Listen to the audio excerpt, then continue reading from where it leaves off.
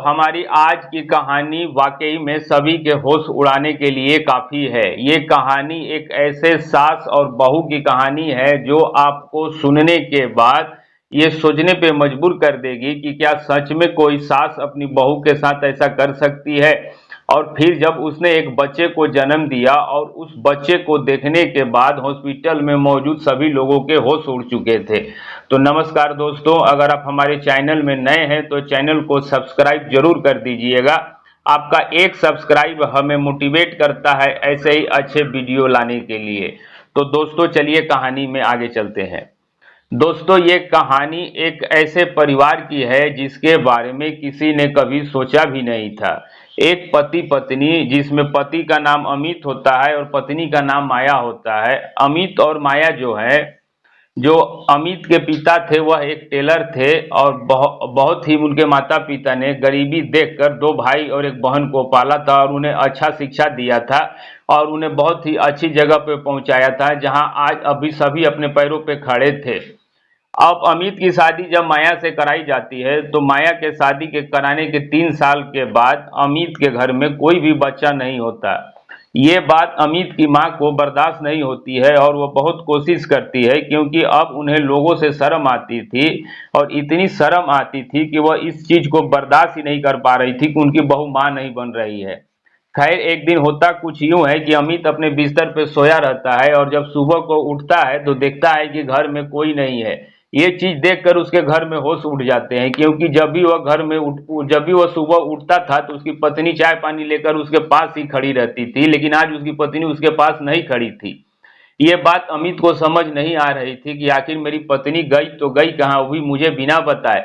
जब वह कमरे से बाहर निकलता है तो देखता है कि घर का सारा सामान बिखरा पड़ा हुआ है। अमित के मन में अजीब अजीब ख्याल आ रहे थे कि आखिर ऐसा क्या हुआ है हमारे घर में कि ना तो कोई लोग दिखाई दे रहे हैं और घर की ऐसी हालत क्यों हुआ पड़ा है। वह समझ नहीं पा रहा था कि हमारे परिवार वाले गए कहाँ। खैर अभी वह अचंभों में ही था, तभी जो बाहर का दरवाजा है वह खुलता है और उस दरवाजे से उसकी पत्नी और माँ घर में अंदर दाखिल होती है।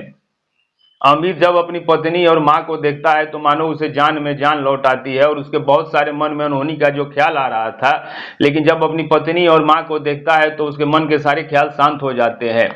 तभी उसकी माँ और पत्नी जब अंदर आते हैं तो पूछता है अमित कि आप लोग कहाँ चले गए थे मुझे बिना बताए, मुझे घर में अकेले बहुत खराब ख्याल आ रहा था। तभी उसकी माँ कहती है कि बेटा ये फालतू का ख्याल छोड़ और आज जाकर तू अपना भगवान के मंदिर में सर झुकाना चाहिए, जा मिठाइयाँ ला, तुझे पता है कि तेरी पत्नी माँ बनने वाली है।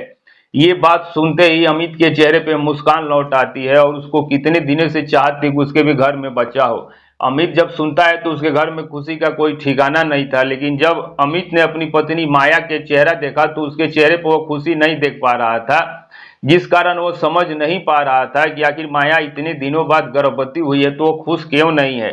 लेकिन उसकी माँ बहुत खुश थी और उसकी माँ के खुशी का कोई ठिकाना नहीं था। हालांकि अमित ने जब अपनी पत्नी का चेहरा उतरा हुआ देखा तो पूछा भी कि माया क्या हुआ, इतनी बड़ी खुशी की बात है, तुम्हारा चेहरा उतरा हुआ है। तभी माया कहती है कि कुछ नहीं। तभी अमित पूछता है कि क्या हुआ है मुझे बताओ तो सही। तभी माया कहती है कि कुछ भी नहीं हुआ है, मैं खुश हूँ और मेरा आज तबीयत ठीक नहीं है, इसी कारण मैं ऐसा कर रही हूँ। हालांकि अमित को उसके बातों पे विश्वास नहीं होता है कि अचानक से ऐसी खबर मिला और ऊपर से मेरी पत्नी को खबर मिलने के बाद भी खुश ना होना, इसका क्या मतलब है। खैर अमित ज्यादा माया को फोर्स नहीं करता है और अपनी माँ की बात सुनता है। उसकी माँ जो है बहुत सारी खुशियों के लिए बोलती है, ये करो वो करो ऐसे करो, तुम्हारे घर में बच्चा होने वाला है। तभी जो अमित की माँ है जो अमित से कहती है कि अच्छा सुन, डॉक्टर ने तेरी पत्नी को 9 महीने तक पूरे बकरे का मीट का सूप पिलाने के लिए कहा है और मुझे इसका बहुत ख्याल रखना होगा। तो ऐसे में तू एक काम कर कि मुझे कुछ पैसे दे दे। तो अमित कहता है कि माँ ये आप क्या कह रही हैं। तभी माँ उसकी कहती है कि डॉक्टर ने बोला है कि इसे खून की कमी है और इसके बच्चा भी तंदुरुस्त नहीं होगा, ऐसे में इसकी देखभाल करना बहुत जरूरी है, इसलिए तुम मुझसे ज्यादा सवाल जवाब मत कर, जो मैं कह रही हूँ वह कर। अब अमित अपनी माँ को 20,000 रुपये दे देता है ताकि उसकी माँ उसकी बहू के लिए रोज मीट ला सके। अमित माँ को 20,000 रुपये दे देता है और माँ उस अपनी बहू की बलाएं उतारते हुए चली जाती है। जब माया बेडरूम में जाती है तो अमित उसके पीछे जाता है। उस वक्त माया वॉशरूम में गई हुई थी और अमित जो है अपनी पत्नी से कुछ पूछना चाहता था। वह जानना चाहता था कि आज आखिर उसकी पत्नी खुश क्यों नजर नहीं आ रही है। जब अपनी पत्नी का बेडरूम में इंतजार कर रहा होता है तब वह बाहर आती है और बाहर आती है तभी उसका चेहरा उदास ही था। तो अपनी पत्नी से पूछता है कि माया क्या बात है, मुझे ऐसा क्यों लग रहा है कि तुम खुश नहीं लग रही हो। तभी अमित की पत्नी कहती है कि आप ऐसा कुछ भी मत सोचिए, कोई ऐसी बात नहीं है, मैं बिल्कुल खुश हूँ, बस ऐसे ही आज तबीयत ठीक नहीं है इस कारण आपको ऐसा लग रहा है। अमित लाख माया के पूछने पर भी कोई वजह नहीं बताती है कि वह ऐसा चेहरा लेकर क्यों घूम रही है। खैर अमित भी उसे ज्यादा फोर्स नहीं करता है, जितना उसे हो सका उसने पूछने और जानने की कोशिश की, लेकिन माया ने बताया नहीं। ऐसे में अमित भी छोड़ देता है कि शायद मेरी गलतफहमी है, ऐसी कोई बात नहीं है। हालांकि अमित जो है अपनी माँ के लिए पीठ के पीछे देखकर बड़ा अचंभा था, क्योंकि उसकी जो माँ थी वह उसे बहू को फूटे आंख नहीं देखना चाहती थी और वह इसकी इतनी देखभाल कर रही थी कि ये अमित को बड़ा आश्चर्यचकित लग रहा था कि अचानक माँ को अपनी बहू से इतना प्यार कैसे हो गया। वह माँ जिसको अपनी बहू की कभी कदर नहीं थी, कभी पूछती नहीं थी, आज वही माँ उसकी इतनी देखभाल क्यों कर रही है। खैर अमित अपने मन में सोचता है कि हो सकता है कि बच्चे के आने की खुशी में माँ का विचार बदल गया हो, माँ का सोच बदल गया हो, इसी कारण मेरी पत्नी को इतना प्यार कर रही है। अच्छा ही तो है। अब ऐसे ही दिन जो है वह गुजरने लगता है और शाम होते ही अमित की माँ काली थैली में कुछ लेके आती है। तभी अमित पूछता है माँ से कि क्या लाई है। तभी अमित की माँ बोलती है कि इसमें बकरे का मीट है, तुम लोग इसे छूना भी मत, ये सिर्फ और सिर्फ मैं अपनी बहू के लिए लाई हूँ, और अगर किसी ने छुआ तो मुझसे बुरा कोई नहीं होगा। और वह काली थैली ले जाकर फ्रिज में रख देती है और कहती है कि अगर तुम लोगों ने में से इसे कोई भी छुआ तो मुझसे बुरा कोई नहीं होगा, और अगर तुम लोगों को चिकन खाने का मन होगा तो बोलना, मैं दूसरी मंगवा दूंगी, इसको लेकिन मत छूना। अब वह माया के लिए चिकन का जो कुछ भी था वह अकेली ही खड़ी होकर बनाती थी और उस वक्त वह किसी को जाने ही नहीं देती थी जब वह बना रही होती थी किचन में।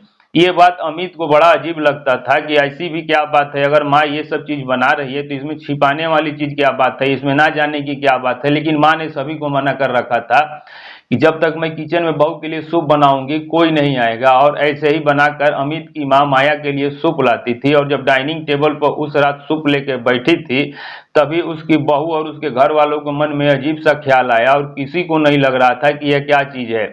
अमित को भी नहीं समझ में आ रहा था, उसमें बहुत सारी चीजें देखी हैं लेकिन उसने उसको देखकर उसे घिन आ रही थी और उसे माया को भी देख के घिन आ रही थी।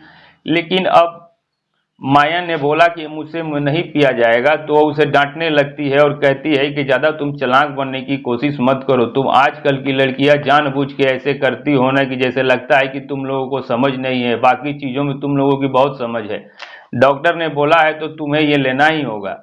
ऐसे में मजबूर होकर माया उस सूप को पी लेती है और उस सूप को पीने के बाद जब धीरे धीरे रात होती है तो माया की बेचैनी बढ़ने लगती है और उसके शरीर में अजीब अजीब चीजें होने लगती है और उसके शरीर में ऐसे ऐसे परिवर्तन होने लगते हैं कि बर्दाश्त के बाहर थे। उसको उल्टी जैसा लगने लगी, उसे बेचैनी जैसी लगने लगी। तभी वो अपने पति से कहती है कि मुझे अजीब लग रहा है, पता नहीं क्यों। तो उसका पति कहता है कि ठीक हो जाओगी, टेंशन मत लो, ज्यादा तनाव में ले लिया होगा इस कारण ऐसा हो रहा होगा।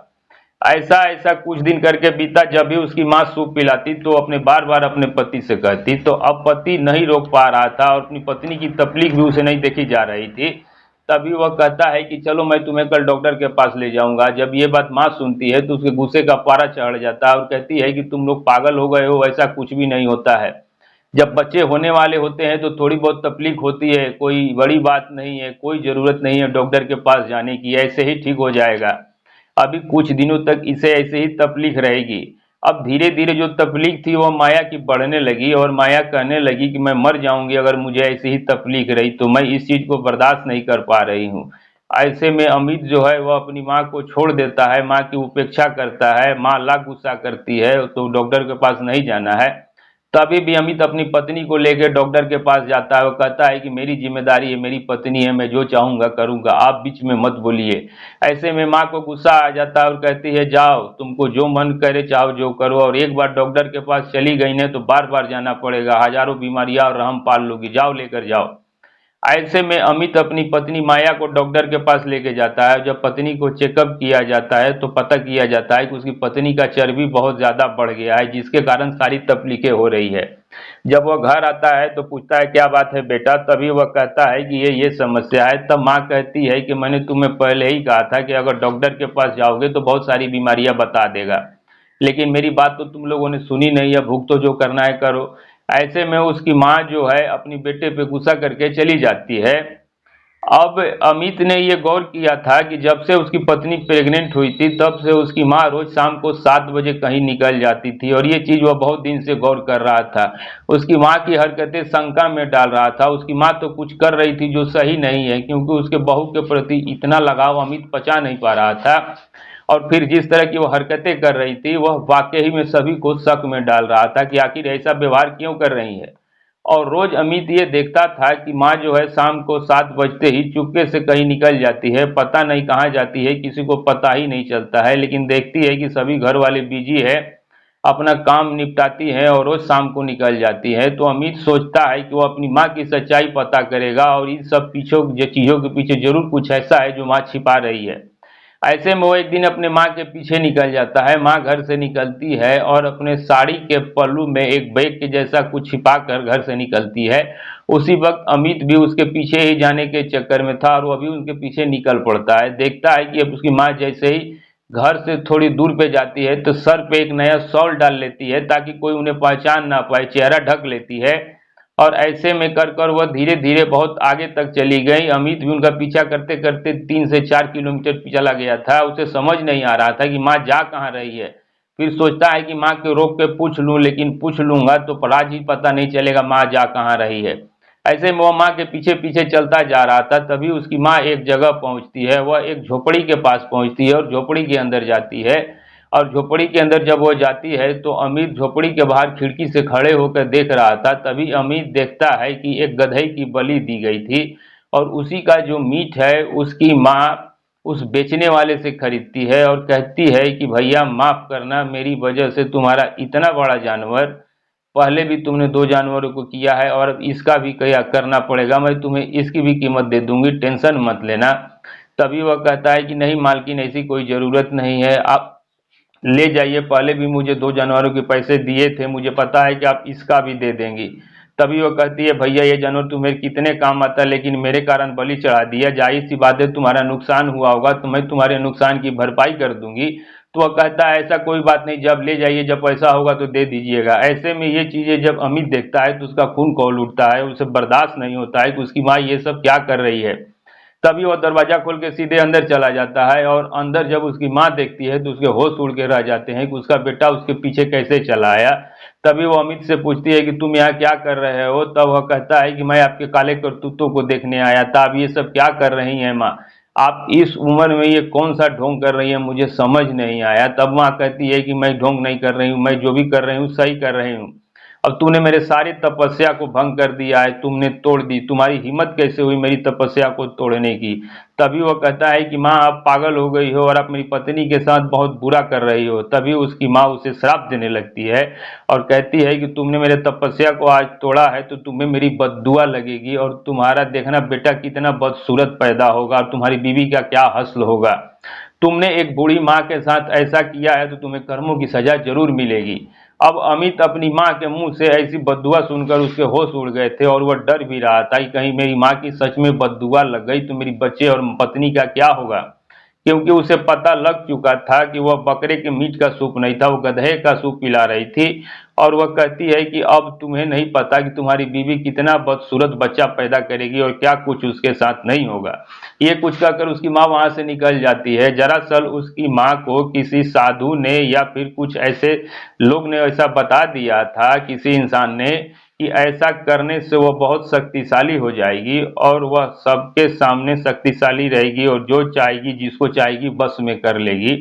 अगर वो ऐसा करती है, गधे का बलि देती है, और शायद वो उसके एक बच्चे का भी बलि पेट में दे रही थी, लेकिन उसकी माँ को इस बात पे जरा सी भी शर्मिंदगी महसूस नहीं होती कि वो अपने बेटे और बहू के साथ क्या कर रही थी, लेकिन वह किसी के बहकावे में थी और पता नहीं उसको किसने ये सलाह दी थी, और इसी सलाह के लिए वो अपने बहू के साथ जाति कर रही थी। तभी वो अपने बेटे से कहती है कि आज तक तुमने मुझे एक भी रुपया मांगने पे नहीं दिया, लेकिन अपनी पत्नी के नाम पे 20,000 रुपये दे दिए।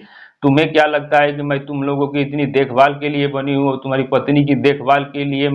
तुम्हारी पत्नी और बच्चे से कोई लेना देना नहीं, मुझे जो करना है वो करके रहूंगी, लेकिन आज तुम्हारी वजह से मेरी जो तपस्या भंग हुई उसकी सजा तो तुम्हें जरूर मिलेगी। और ऐसा में कहते हुए माँ वहां से निकल जाती है, और बेटा भी कहीं ना कहीं वो भी डर जाता है कि कहीं सच में उसकी पत्नी और बच्चे के साथ बुरा ना हो जाए। वह घर पहुंचती है, तभी उसकी माँ नाराज थी और बेटा नहीं समझ पा रहा था। माँ से कह रहा था कि माँ मुझे ऐसी बद्दुआ मत दीजिए, मैंने आपका क्या बिगाड़ा है, मेरी पत्नी ने ही आपका क्या बिगाड़ा है।